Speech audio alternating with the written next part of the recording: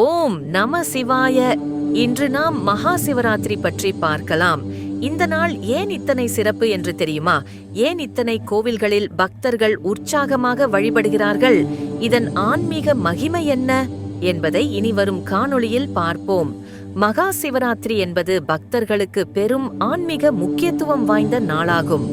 ஆண்டுதோறும் மாசி மாதத்தில் வரும் கிருஷ்ணபட்ச தேய்பிறை சதுர்த்தசி திதியில் இந்த புனித இரவு கொண்டாடப்படுகிறது.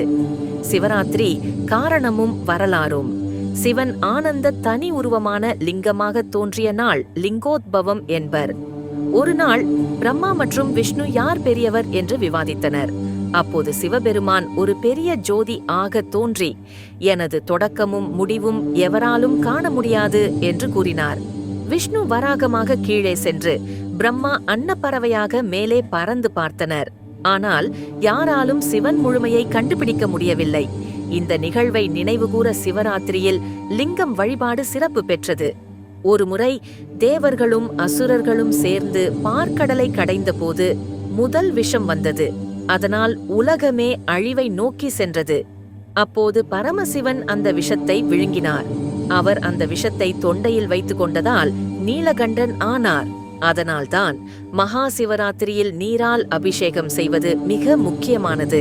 இப்பொழுது மகா சிவராத்திரியில் செய்ய வேண்டிய சிறப்பு வழிபாடுகள் பற்றி பார்ப்போம். இந்த நாளில் ஊனின்றி விரதம் இருப்பது பழக்கம். சிவராத்திரியில் பக்தர்கள் இரவு முழுவதும் விழித்திருந்து அனைத்து நேரமும் அவர் மீது தியானம் செய்ய வேண்டும். இதனை ஜாகரணம் என்று சொல்கிறார்கள். ஓம் நம சிவாய என்று நள்ளிரவு வரை ஜபம் செய்தால் மோக்ஷம் கிடைக்கும் என புராணங்கள் கூறுகின்றன. இந்த நாளில் சிவலிங்கத்திற்கு அபிஷேகம் செய்வது மிக முக்கியம். பால், இளநீர், விபூதி, பஞ்சாமிர்தம் முதலியவற்றால் சிவலிங்கம் அபிஷேகம் செய்யப்படுகிறது. இந்த நாளில் சொல்ல வேண்டிய முக்கியமான மந்திரங்கள்: ஓம் நம சிவாய் அனைத்தையும் தரும் மந்திரம், மகா மிருத்யுஞ்சய மந்திரம் நோய்கள் துன்பங்கள் நீங்கும், திருவாசகம் திருப்புகழ் பாடல்கள். சிவனும் முருகனும் ஒரே சக்தி, அதனால் திருப்புகழ் கூட ஜெபிக்கலாம். சிவராத்திரி மற்றும் முருகன் இருவரும் எப்படி இணைந்துள்ளனர்? சிவபெருமான் யார்? முருகனின் தந்தை. சிவனின் சக்தி தான் முருகன். சிவனின் ஓம் நம சிவாய மற்றும் முருகனின் ஓம் சரவணபவ இரண்டும் ஒரே சக்தி.